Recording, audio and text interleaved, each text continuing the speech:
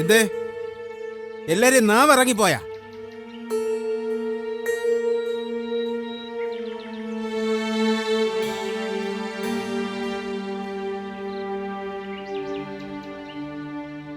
പഞ്ചമി തെളിയാൻ ഇനി നാളുകൾ മാത്രം. അന്ന് മാലയുടെ കെട്ടുകല്യാണം.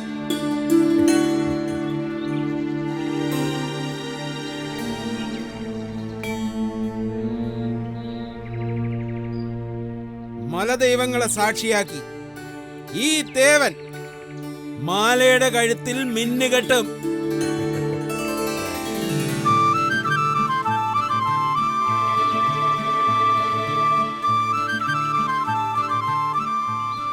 പെൺപുടവ കൊടുത്ത് സ്വന്തം കുടിലേക്ക് ഒപ്പം കൊണ്ടുപോകും.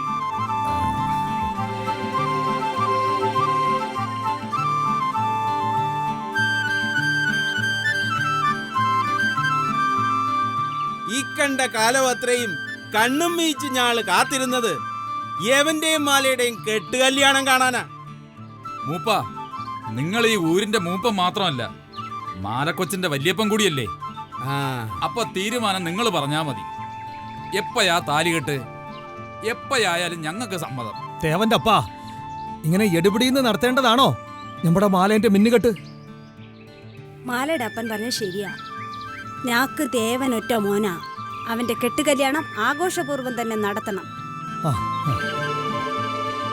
ഞങ്ങള് തീരുമാനിച്ചോളാം. മുണ്ടാണ്ടിരുന്നാ മതി. തല ഇരിക്കുമ്പോ മാല ആടണ്ട. ഓ, ഈ അപ്പനെ അമ്മേനെയും കൊണ്ട് തോറ്റു. ഏതൊരു നല്ല കാര്യത്തിന് ഇറങ്ങിയാല് അപ്പൊ തുടങ്ങിക്കോളും തമ്മിൽ ചണ്ട. ഞാൻ പറഞ്ഞതാണോ? മതി മതി, നിർത്തിൻ. ഇന്നും ഇന്നലെ തീരുമാനിച്ചല്ല ദേവന്റെയും മാലയുടെയും മിന്നുകെട്ട്.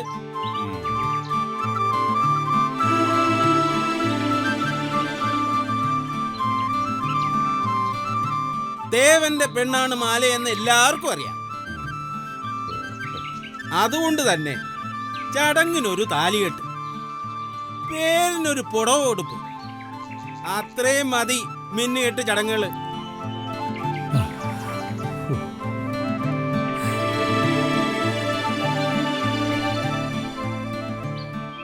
മൂപ്പ, മാലയുടെ കെട്ട് കല്യാണത്തിന് ഞാൾക്ക് പള്ളം നിറച്ച അന്നം തരണം. തല പെരുക്കും വരെ മലനീരും തരണം. മാലയന്റെ കെട്ട് കല്യാണം നമ്മ ഊരിന്റെ ഉത്സവമാക്കണം. ആട്ടവും പാട്ടും കൊട്ടും കൊരവയും ഒക്കെ വേണം.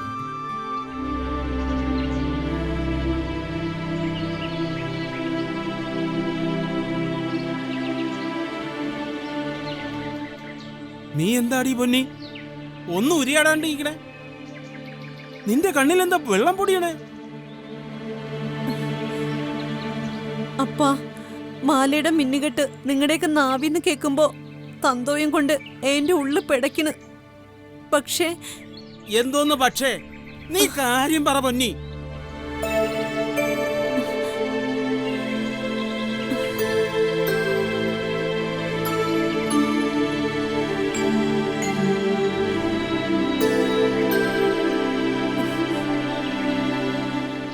എന്ത് കുന്താണേലും വാ തുറന്ന് പറ പൊന്നി. അവൾക്ക് ഈ മിന്നുകെട്ട് വേണ്ടെന്ന്.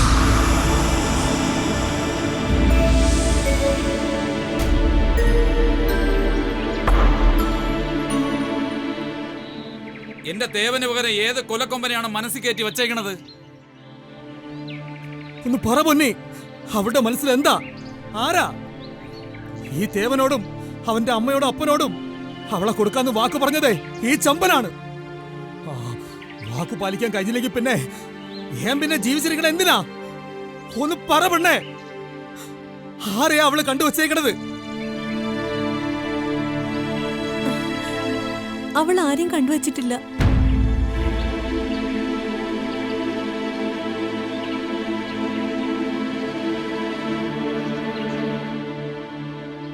ഈ ജീവിതത്തിൽ അവൾക്കൊരു ആൺതുണ വേണ്ടെന്ന്.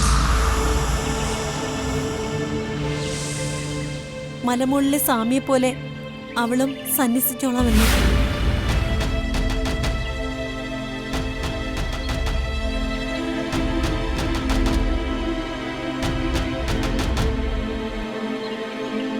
എന്താ എന്താ ഈ കേക്കണേ?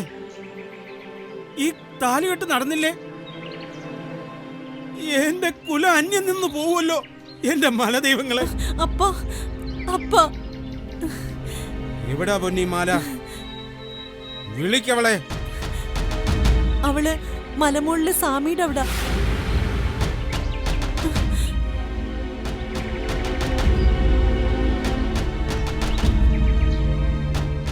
എല്ലാത്തിനും കാരണം ആ സന്യാസിയാ.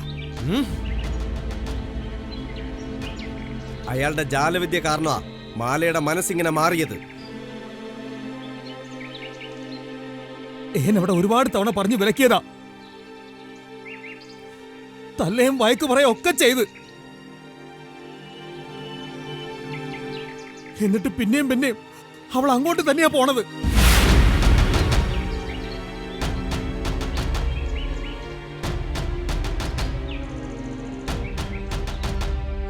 മലയിടിഞ്ഞാലും മാനം കലങ്ങിയാലും വരുന്ന പഞ്ചമി നാളിൽ മാലയുടെയും തേവന്റെയും മിന്നുകെട്ട് ഇപ്പൊ കൊണ്ടുവരണം. അവളെ ഇന്ന് അവസാനിക്കണം. അവളുടെ മന്ത്രവും ജപവും. ചെല്ല്. വരൻ.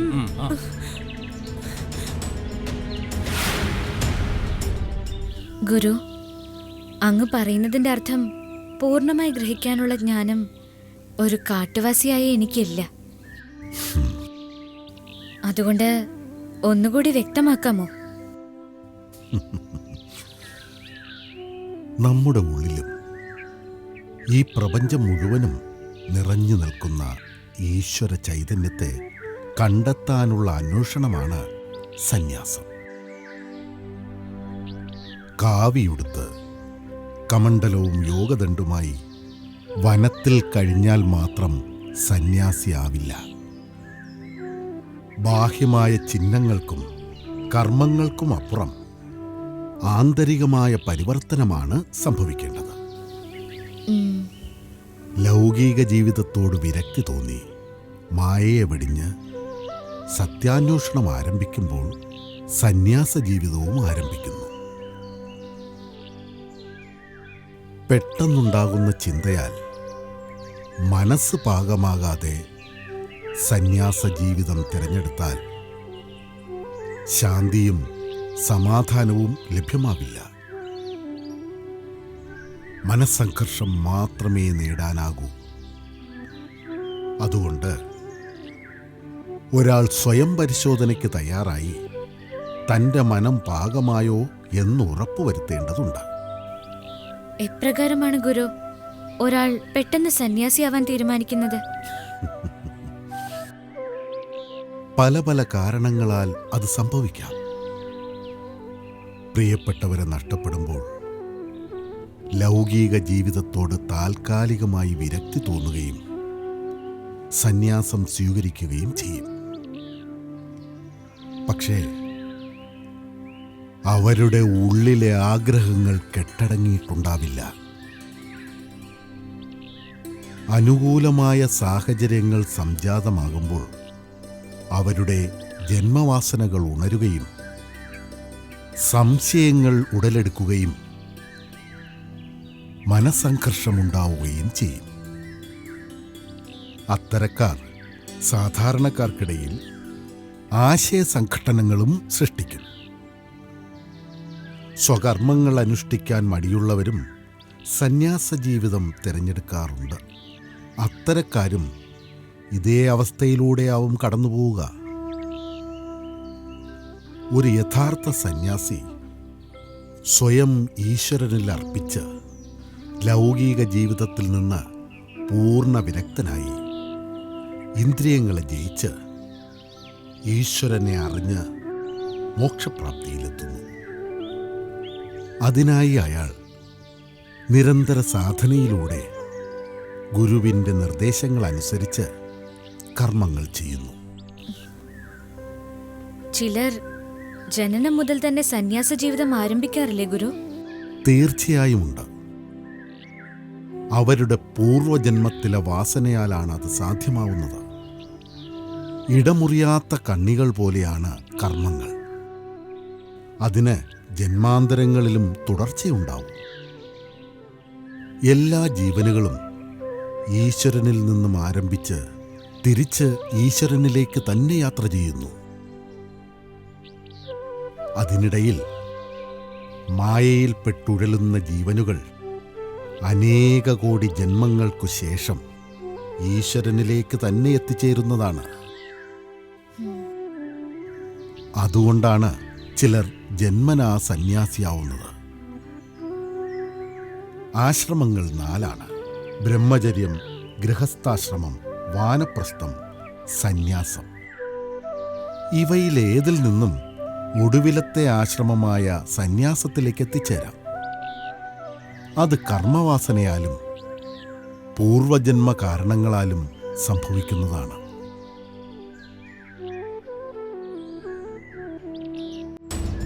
മാലേ,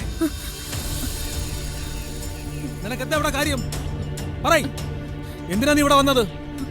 അപ്പ അത് നിന്നോട് ഞാൻ എത്ര തവണ പറഞ്ഞിട്ടുള്ളതാ ഇങ്ങനെ ഊര് കണ്ടി നടക്കരുതെന്ന്?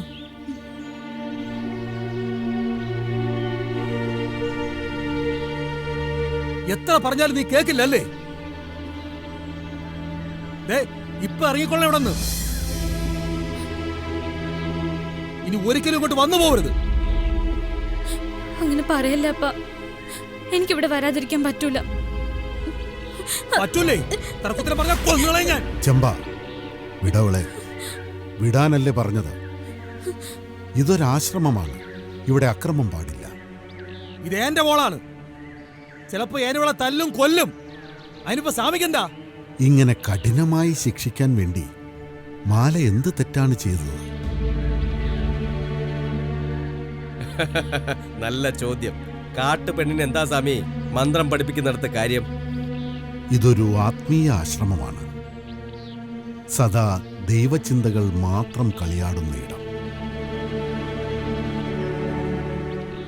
ഇവിടെ കുലത്തിൻ്റെയോ ജാതിയുടെയോ വേർതിരിവില്ല. എല്ലാ മനുഷ്യരും സമന്മാർ മാത്രം. നിങ്ങൾക്കറിയ കൂട് കുടുംബമൊന്നും വേണ്ട. പക്ഷേ ഈ മാല കല്യാണം ഉറപ്പിച്ച പെണ്ണ. വരുന്ന പഞ്ചമി നാൾ മുതൽ ഈ നിൽക്കുന്ന തേവന്റെ പെണ്ണായി കഴിയേണ്ടവൾ. അതിനെന്താണ്? ഇനി മുതൽ മാല എന്നെ നിങ്ങളെ കൂട്ടത്തിൽ കൂട്ടരുത്. ഈ ആശ്രമത്തിൽ ആർക്കും വിലക്കുകളില്ല ചെമ്പ. ഞാള് പറയണ കേട്ടില്ലെങ്കിൽ സ്വാമി സ്നേഹത്തോടുകൂടി പറയാ, ഏങ്ങളെ കൊണ്ട് കടുകൈ ചെയ്യിക്കരുത്. വേണ്ടപ്പ, അരുതായ്മകള് പറയരുതപ്പ. പാപങ്ങൾ ഏറ്റുവാങ്ങണ്ട. മുണ്ടി പോകരുത്. മാടിയിങ്ങോട്ട്. നിനക്കുള്ളത് അങ്ങ് കുഴി ചെന്നിട്ട്. ഇല്ലപ്പ, ഞാൻ വരൂല. മാടിയിങ്ങോട്ട്. അപ്പനെ വീട്. നടക്ക്. ഗുരു, നമ്മുടെ മാല പാവമാ. അവളെ രക്ഷിക്കണ്ടേ? രക്ഷിക്കുന്നതും ശിക്ഷിക്കുന്നതും സാക്ഷാൽ സർവേശ്വരനാണ്. മാല എത്തേണ്ടടുത്ത് തന്നെ എത്തും.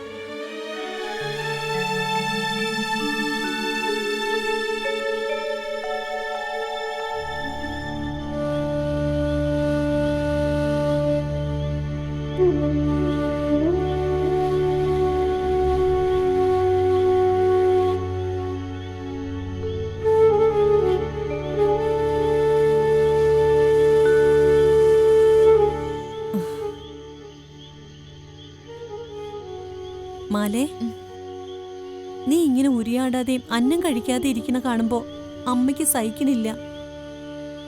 എനിക്കിപ്പോ ആവശ്യം ഭക്ഷണമല്ലമ്മേ, ഏകാഗ്രതയാ. മാലേ, ആരോടാ നിന്റെ ഈ വാശി? എന്നോടും നിന്റെ അപ്പനോടുവോ? അല്ല, എന്നോട് തന്നെ. എന്റെ ഈ നിസ്സഹായമായ അവസ്ഥയോർത്ത്. കണ്ണേ പൊന്നേ എന്ന നിലയിൽ തറയിലും തലയിലും വയ്ക്കാതെയാ നിന്നെ ഞങ്ങൾ വളർത്തിയേ. നിന്റെ ഒരിഷ്ടങ്ങൾക്കും ഞാനും നിന്റെ അപ്പനും എതിര് നിന്നിട്ടില്ല. എന്നിട്ടിപ്പോ അവസാനം നീ ഞങ്ങളെ തീറ്റിക്കുക. നിങ്ങളാരെയും വേദനിപ്പിക്കണമെന്ന് ഞാൻ ആഗ്രഹിച്ചിട്ടില്ല. എന്നിട്ടാണോ ഇങ്ങനെയൊക്കെ? നോക്കുമോളെ,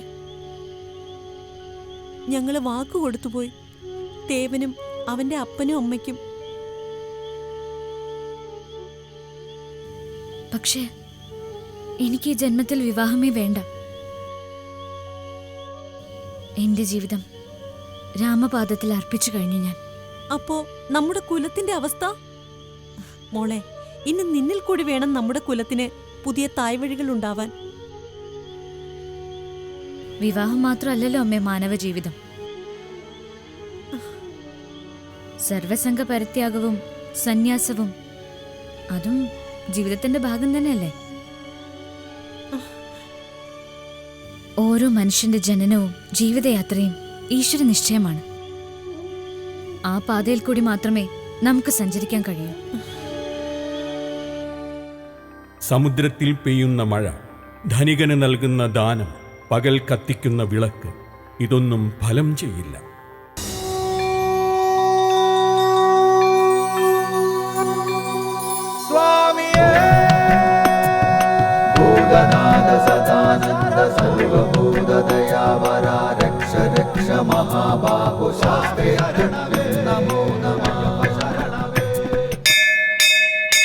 ലോകവീരം മഹാപൂജ്യം സർവരക്ഷാകരം വിഭും പാർവതീ ഹൃദയാനന്ദോ ശാസ്താരം പ്രണമാമ്യഹം.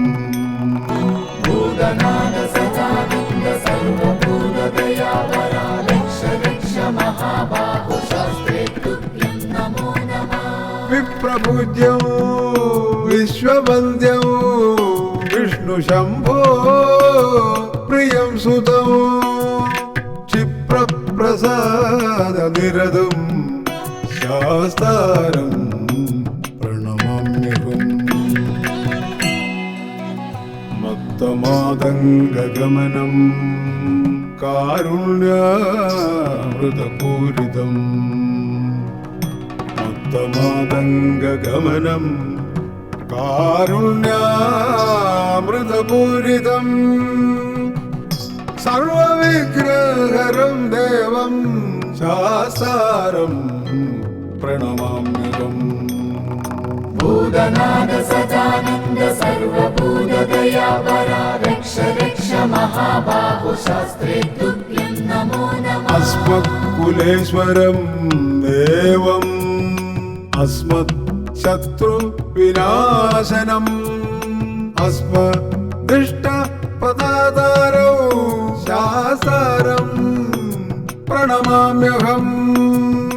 പാണ്ഡേശവം ശതിലകം കേരളേ കേളി വിഗ്രഹം ആർത്തത്രാണവരം ദേവം ശാസ്താരം പ്രണമാമ്യഹം. ഹരിവരാസനം സ്വാമി വിശ്വമോഹനം ഹരിതീശ്വരം സ്വാമി ആരാധ്യ പാദുകം ഹരിവിമർദ്ദനം സ്വാമി നിത്യനർത്തനം ഹരിഹരാത്മജം സ്വാമി ദേവമാശ്രയേ. പഞ്ചാത്രീശ്വരമംഗളം ഹരിഹര പ്രേമകൃതി മംഗളം കിഞ്ചാലങ്കൃതമംഗളം പ്രണമതാം ചിന്താമണൈ മംഗളം. പഞ്ചസധ്വജമംഗളം ത്രിജഗദാമാധ്യപ്രഭോ മംഗളം പഞ്ചസ്തോപമംഗളം